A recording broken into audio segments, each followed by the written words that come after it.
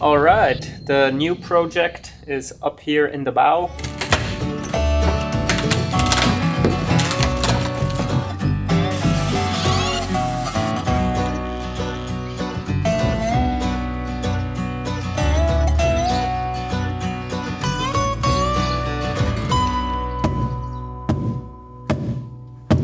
There we go.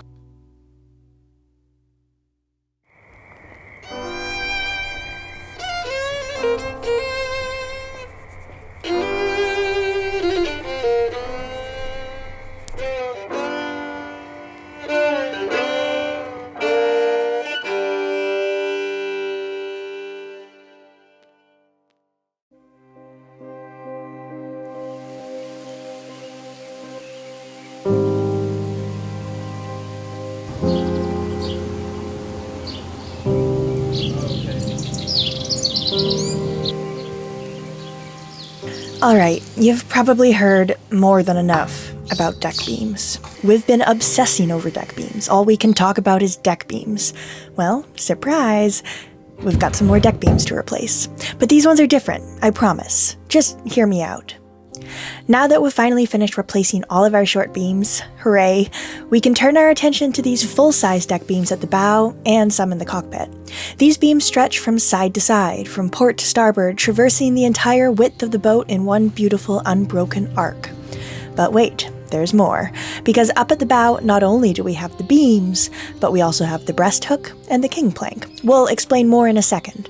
But for now, suffice it to say, this really is the nautical equivalent of open heart surgery. First things first, we'll be taking the router to make a cut in the plywood decks so that I can access the king plank. For people that don't know, the king plank is this one here. The king plank runs on the center line of the deck, so underneath the deck. But this section from here going forward is compromised with rot. The windlass was installed here, so water ran through and it has started to rot. And also we have a huge hole from a Samson post, which we might very well go without in the future.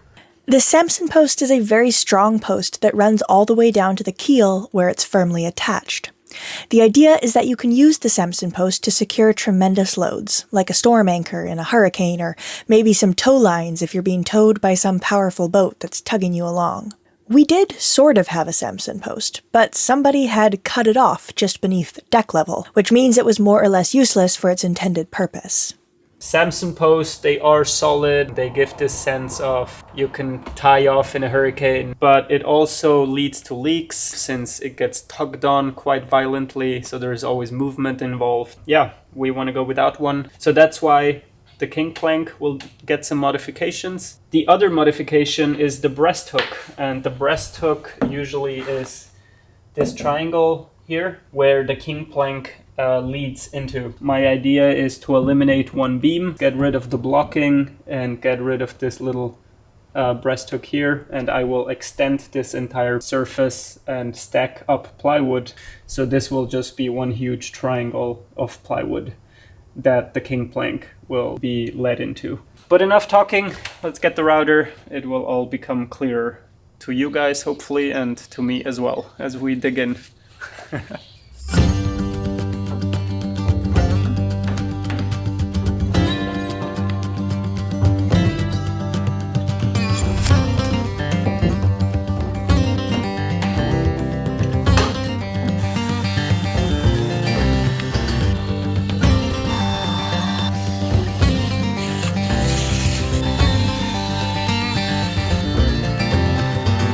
Now it is back to my demolition tools.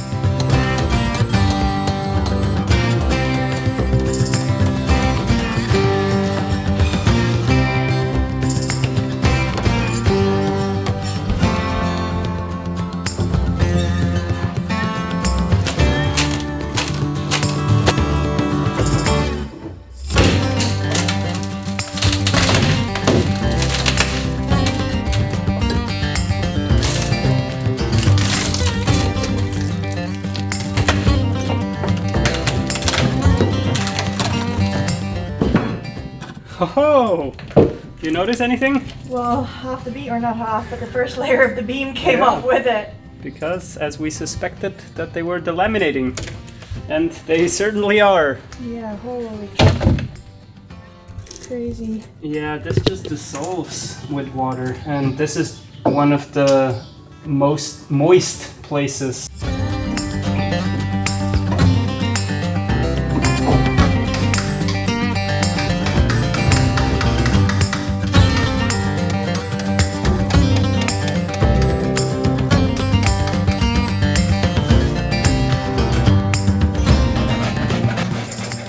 So Aladino went about clearing up the area, I went inside to edit a video, and the next day, suddenly lots had happened.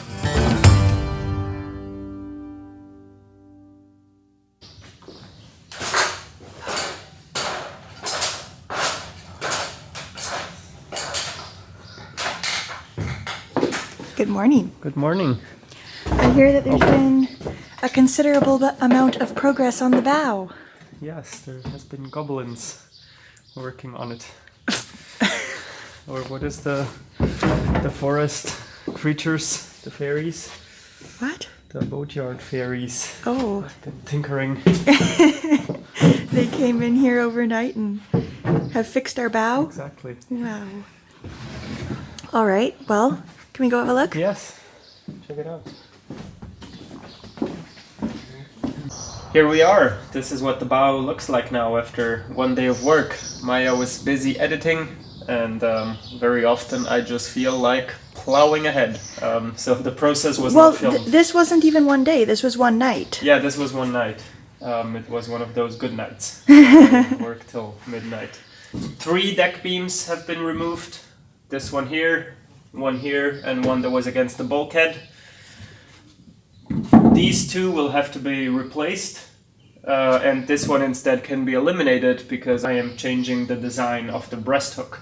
And indeed, you can see it in place. This is the new breasthook. I glued it all together in the same fashion that you always should glue wood when using epoxy. You first apply liquid epoxy, then you mix in 403, make it a little thicker consistency, spread that on again, and then stack the layers. And put on clamps, not too much pressure, let it cure overnight. And the next day I came here, I shoved it in place, and I've duct taped the area where it sits, so that after placing it in place, I poured in epoxy in the gaps and at the bottom, and that is just to make it custom fit and not have any hollows. Remember, epoxy doesn't stick to duct tape, so by covering the boat with duct tape, Aladino essentially turned the boat itself into a mold to get a perfect custom fit. Now comes the moment of truth where we see how the epoxy spread and just how custom of a fit we end up with.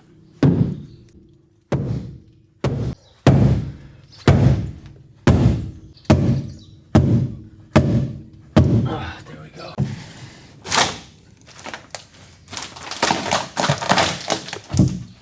Seriously custom fit. Wow, it's even custom fit to the shape of the duct tape. Oh yeah, totally. And you can very well see the color difference of the filler at the bottom, or the epoxy at the bottom, and the epoxy here on the sides. And that is because at the bottom I used structural filler, and instead on the sides it's literally just to fill it up, make it look neat. Also to seal the end grain of the plywood. And you can see it's not perfect yet, but I can more or less see to where I have to fill. And another detail not to forget is that our decks are cambered. So this is a flat surface right now, so I will have to sand or plane and remove a little bit of plywood on the sides to make the same camber like we have on decks. This whole duct tape mold thing seemed extremely satisfying to me. I love easy solutions that produce great results.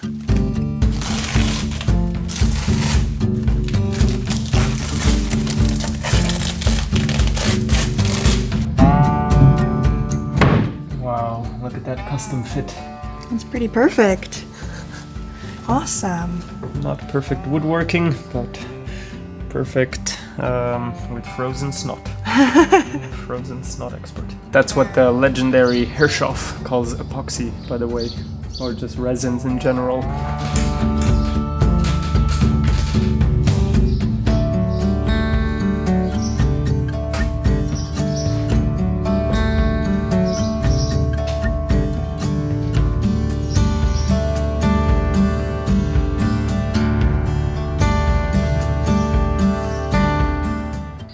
this is a beam that Aladino took out of the front, and then this is the second one.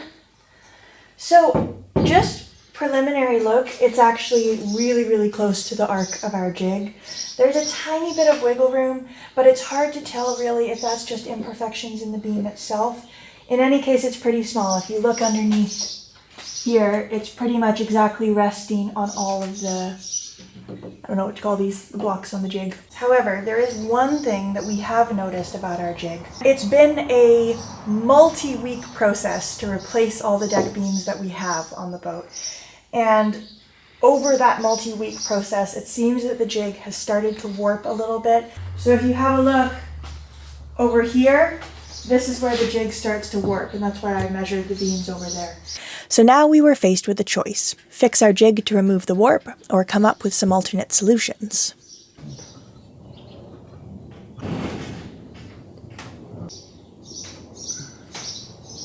So we were actually just thinking, why don't we just use these beams themselves as the template and clamp the new beams along to the old beams? But I think we've decided against that now for a few reasons. These are really old. They're not necessarily structurally sound. That's the whole reason why we're taking them out. So I don't know how much clamping force they're going to be able to take without warping anymore. There is another method, and the only missing link is the hardware to do so. Basically, that involved 90-degree steel angles.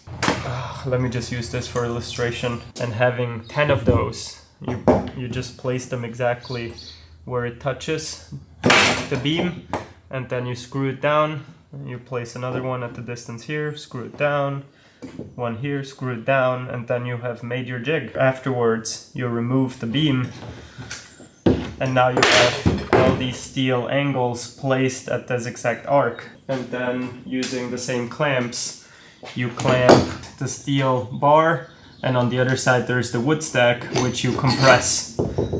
So that sounds pretty ideal. Oh, that's a pretty cool setup. So why don't we do that? Because we would have to go and buy the hardware. We saw that this jig is fairly close, or very close, so I would just go ahead and use our jig.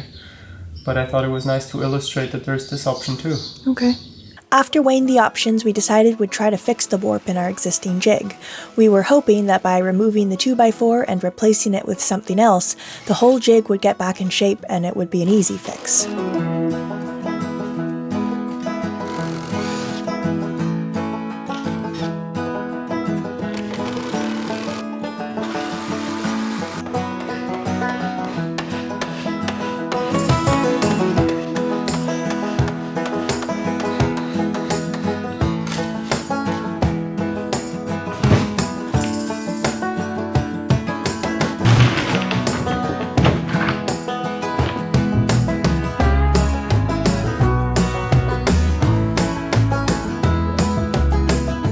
Of course, it wasn't an easy fix. It's warping this way too.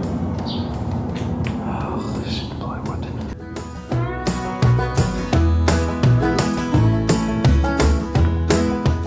Steel bar it is. Well, yeah, I mean, if it's not worth rescuing, then the steel bar option definitely sounds like the easiest, hey? Totally, yeah. I mean, it is possible, and I could also even make a new one, but I don't think it's worth the time saving it instead of just getting the steel bars. And then we can even make every beam custom. But it was super handy to make one big jig to make 4 short beams in one go. But I think it's better to just say goodbye. I waste more time if I just try to unwarp and fix it. Alright. Well, let's head into town and grab something then. I have to finish epoxying, putting another coat on these, and then we can go? Alright. Okay.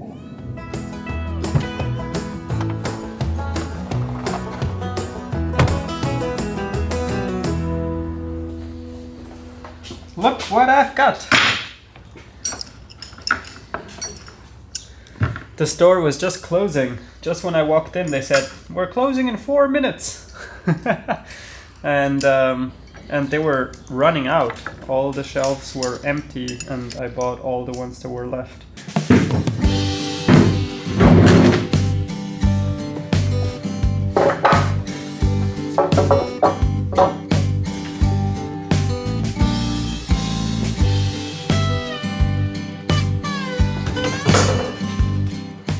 For this new type of jig, we had to make a flat and sturdy plywood surface as a base.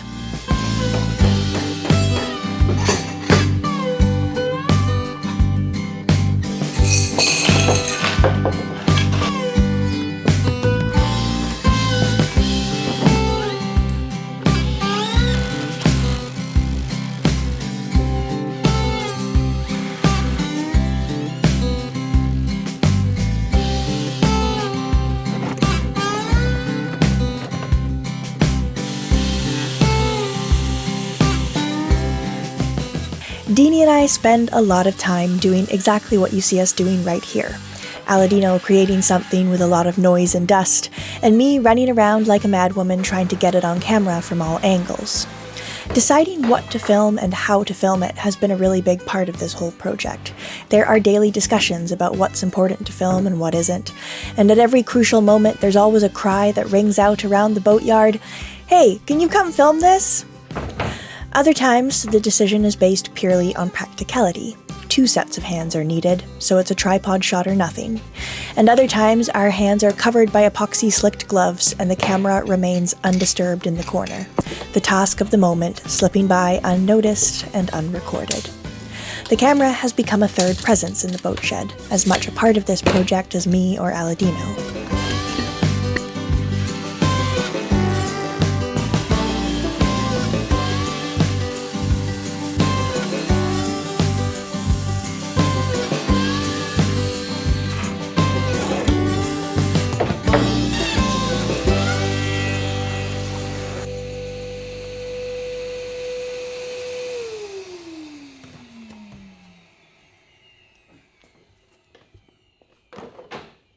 Man, the skill saw makes a mess.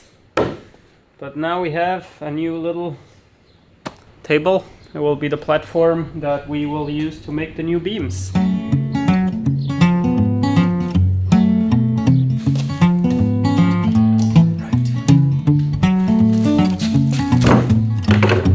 So I have prepared the Alaska yellow cedar. These are the strips for the 4.5 feet beam. And here is the 5 feet beam. Looks pretty nice, all to the same width.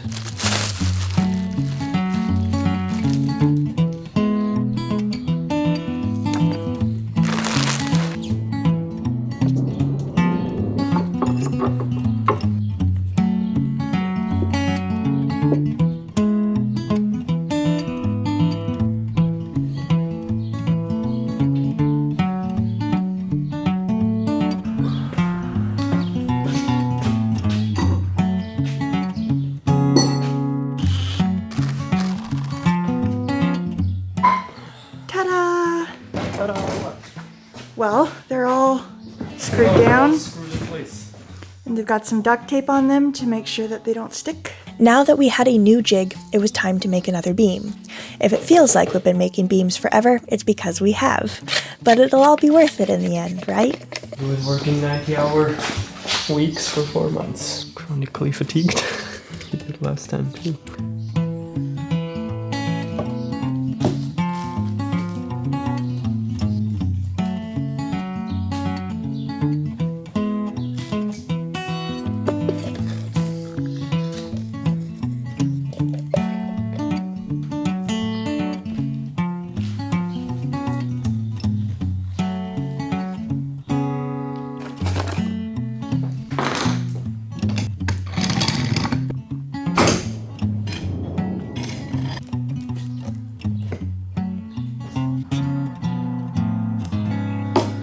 Cool.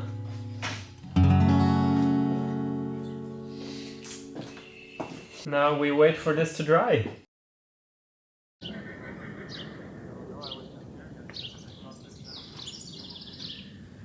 The next morning, our beam was baked. You can see that there's always excess epoxy that squeezes out, but I try to minimize it. It's a little hard to work around all the clamps when they're installed here. But yeah, not too bad. I'm able to get most of it off the surface here. And Maya has become a pro at helping me with this. So this is the original beam. How closely does the curvature fit? Pretty darn close. You tell me. That looks pretty awesome. Doesn't it? Mm-hmm. So now that the first beam is made for the bow and it looks like the curvature is spot on, we're going to round out this episode. Of course, there's a whole lot more work to do on the bow. We've got another beam to make and we have to put it all together, but that's going to come in a different episode. There's only so much that we can fit into every week. But thank you so much for watching. If you liked the video, please give us a thumbs up, subscribe to the channel, hit the notification bell. We post a new episode every Friday. An extra big thank you to our patrons for making all of these videos possible, and an extra big thanks to these folks whose names are now appearing on screen for always going the extra mile to make sure that Magic Carpet keeps being produced. We'll see you all next Friday.